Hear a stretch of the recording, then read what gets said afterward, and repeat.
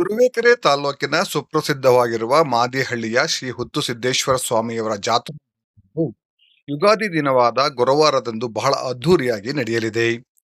ಪ್ರತಿ ವರ್ಷದಂತೆ ಈ ವರ್ಷವೂ ಸಹ ಸಹಸ್ರಾರು ಮಂದಿ ಭಕ್ತರು ಪೂಜೆಗೆ ಆಗಮಿಸುವರು.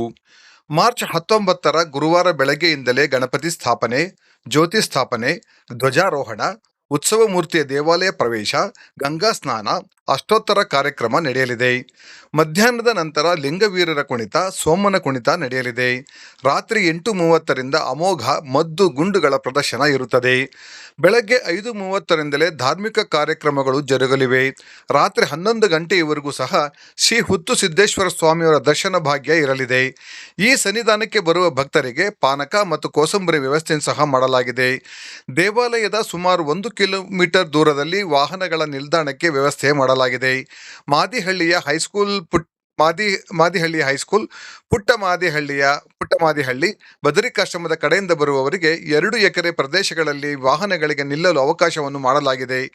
ಈ ಅದ್ದೂರಿ ಜಾತ್ರಾ ಮಹೋತ್ಸವಕ್ಕೆ ಸುಮಾರು 50,000ಕ್ಕೂ ಹೆಚ್ಚು ಭಕ್ತರು ಆಗಮಿಸುವ ಸಾಧ್ಯತೆ ಇದೆ.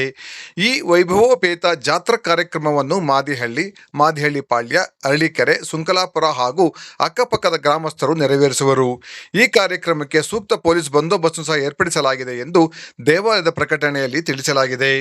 ಸರ್ವರಿಗೂ ಆದರದ ಸುಸ್ವಾಗತ.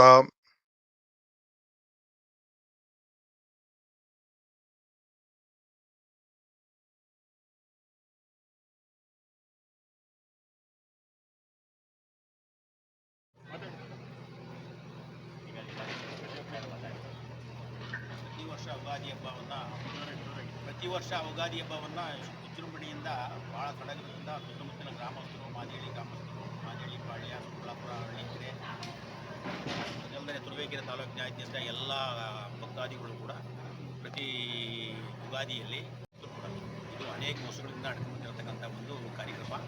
ಈ ಕಾರ್ಯಕ್ರಮವನ್ನು ಈ ವರ್ಷವೂ ಕೂಡ ಇಲ್ಲಿ ಒಂದು 5 ಬುಡಕಟ್ಟಿನವರವರೇ ಒಂದೊಂದು ಬುಡಕಟ್ಟಿನವರಿಗೆ ಒಂದು ಮೇಲ್ಚಾವಣಿ ಕೊಟ್ಟಿದ್ದಾರೆ. ಆ ಬುಡಕಟ್ಟಿನವರು ಈ ಕೆಲಸವನ್ನು ಮಾಡ್ತಾ ಇದ್ದಾರೆ.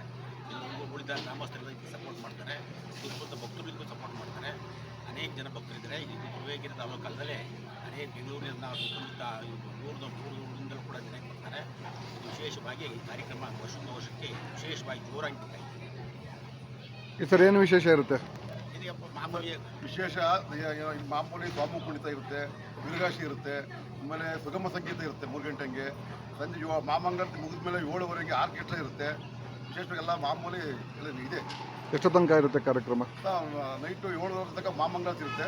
7:30 ಮೇಲೆ ಆರ್ಕೆಸ್ಟ್ರಾ ಇರುತ್ತೆ. ಇಲ್ಲಿ 7:30 ತನಕ ಪ್ರೋಗ್ರಾಮ್. ಬೆಳಗಿನ 5 ಗಂಟೆಯಿಂದ ದೇವ್ರ ಪ್ರತಿಷ್ಠಾಪನೆ ಮಾಡೋದು, ಗಣಪತಿ ತರೋದು, ದೇವ್ರ ವಿಗ್ರಹ ತರೋದು ಬೆಳಗಿನ ಸ್ಟಾರ್ಟ್ ಇರುತ್ತೆ. ಸಾಯಂಕಾಲ ರಾತ್ರಿ ಎಷ್ಟು ತನಕ ದೇವ್ರ ದರ್ಶನ ಇರುತ್ತೆ?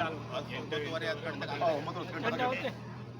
ಮಾಮಂಗಳಾರತಿ ಮುಗಿಯೋಷ್ಟೊಳಗೆಲ್ಲ ಪಟಾಕಿ ಗಿಟಾಕಿ ಎಲ್ಲ ಸೌಂಡ್ ಕೊಡ್ಸೋಕೆ 9:30 10 ಗಂಟೆ ಆಗುತ್ತೆ. ಇದು ಎಷ್ಟೊತ್ತಿಗೆ ಎಲ್ಲೆಲ್ಲಿ ಇದು ಅಲ್ಲ ವಾಹನಗಳು ಇದೊಂದು ವಿನಂತಿ, ಎಲ್ಲ ಸಹಕರಿಸ್ಬೇಕು ನಿಮ್ಮ ಮುಖಾಂತರ. ಅಲ್ಲಿ ಮ್ಯಾಗ ಹಳ್ಳಿಕೆರೆ ದಿಬ್ಬ, ನಮ್ಮೂರು ದಿಬ್ಬ ಅಂತ ಇದೆ, ಹೈಸ್ಕೂಲು.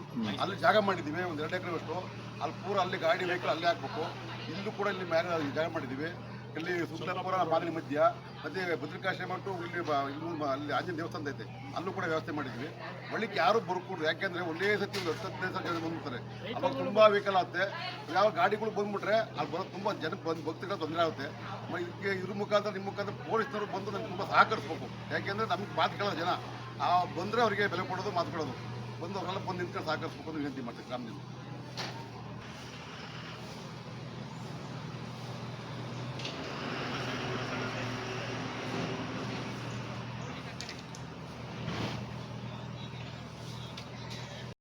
ಸಿದ್ದೇಶ್ವರ ಹೊತ್ತ ಸಿದ್ದೇಶ್ವರ, ಹರ ಸಿದ್ದೇಶ್ವರ, ನಮ್ಮ ಸಿದ್ದೇಶ್ವರ, ಅಗೋಚರ ಸಿರಿ ಮಹೇಶ್ವರ, ಶಿವ ಪರಾತ್ಪರ, ನಮ್ಮ ಸಿದ್ದೇಶ್ವರ, ಹಸಿರು ಚಿಗುರು